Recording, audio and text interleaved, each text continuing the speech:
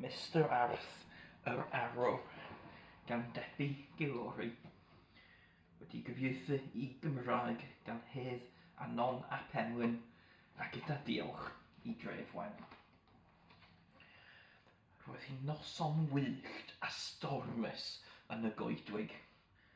Noson ar gyfer aros yn y gwely yn glud ac yn gynnes, gyda'r ffenestri a'r drysau wedi cael dyn I gadw'r tywydd allan.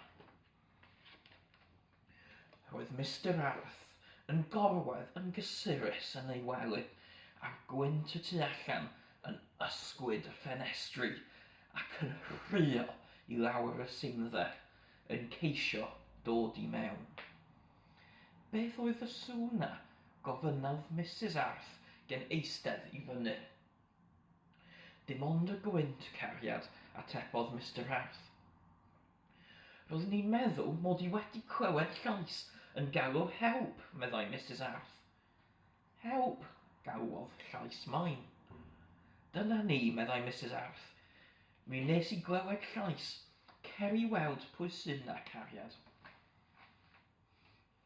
Aeth Mr Arth I lawer y grisiau, nefydd.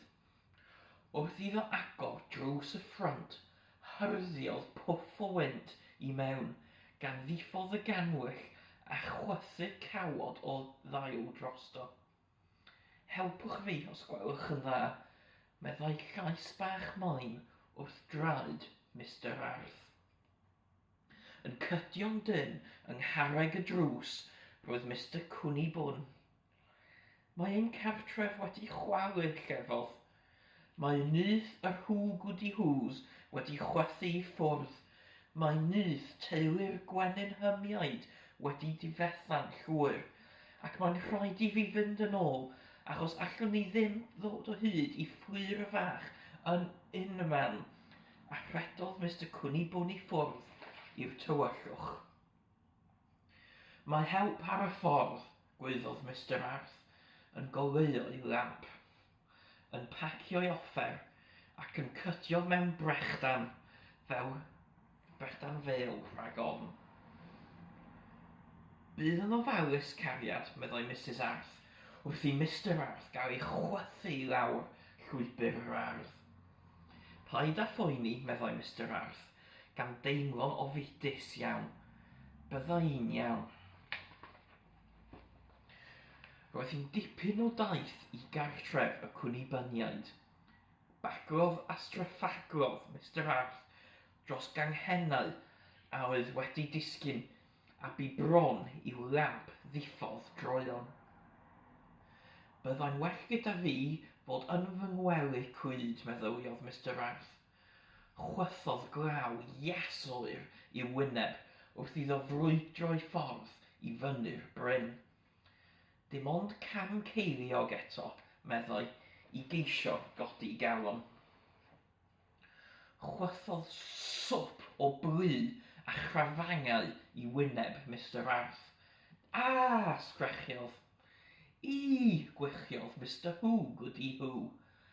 O, chi sy'n na gwaeddodd y ddau gyda'i gilydd. Cododd Mr Arth ar ei draed a rhythodd I mewn i'r tywyllwch. Allai ddim gweld eich tŷ chi yn unman, meddai. Mae dan eich traed chi, meddai Mr Goedwig yn drist. O diar ydi, meddai Mr Arth.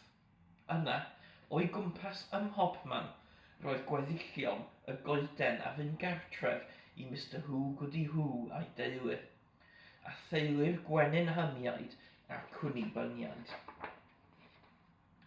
O, Mr Arth, diolch byth eich bwlch chi yma, llefodd llais. Allwch chi'n helpu ni I ddod o hyd I fflir, ac allwch chi drwsio'n nythod. Yn sydyn, roedd haid o gwningod, tyllianod a gwenyn o gwmpas Mr Arth, I gyd yn erfyn am help. Help, meddyliodd Mr Arth. Beth yn y byd ydw I fod I wneud?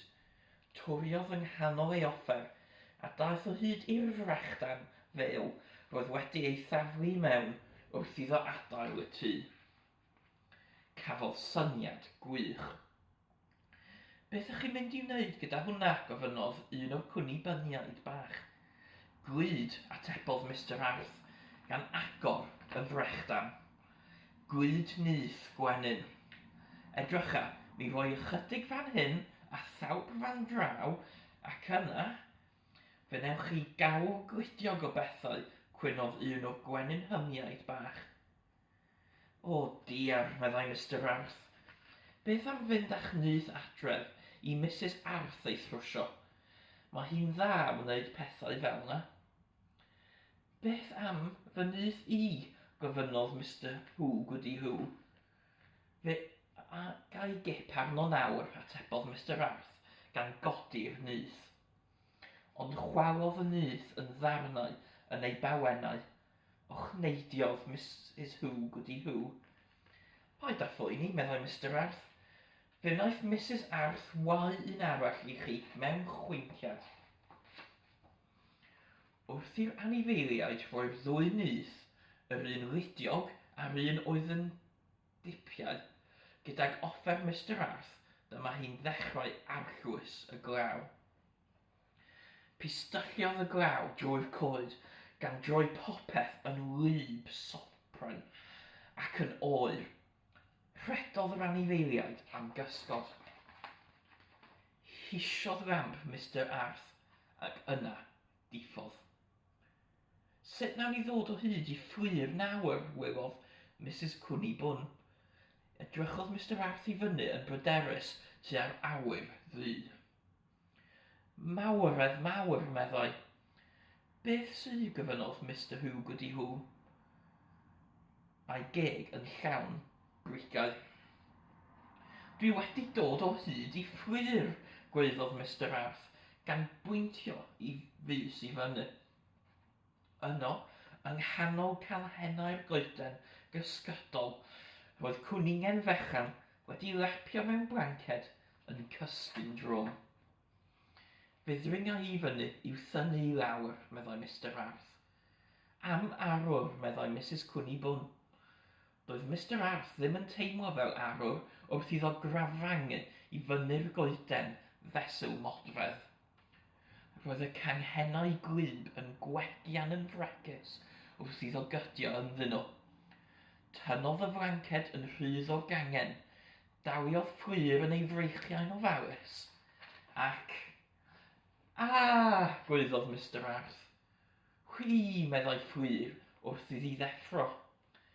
Wel, dyna syniad da, meddai Mr Cwnibwn, wrth i flanced fflir agor yn barasiwt perffaith, a disgynnodd Mr Arth a'r gwningen fach i'r llawr yn ddiogel. Campus, Mr Arth, gwaeddodd Mrs Cwnibwn gan gofleidio penwyniau Mr Arth. Beth am gael y plant yma i'r gwely, meddai Mr Arth, gan lwytho'r cwnibyniaid, y gwenyn hymiaid a'r Wedi'i gyfieithus i mewn gyda'i offer. Mae'n dywych iawn, dywedodd Mr Wedi'i gyfieithu. Allai ddim gweld, llefodd un o'r cwnibyniaid bach. Allai ddim chwaith, meddyliodd Mr Arth, wrth iddo wthio'i gart, llawn offer i ben bryn.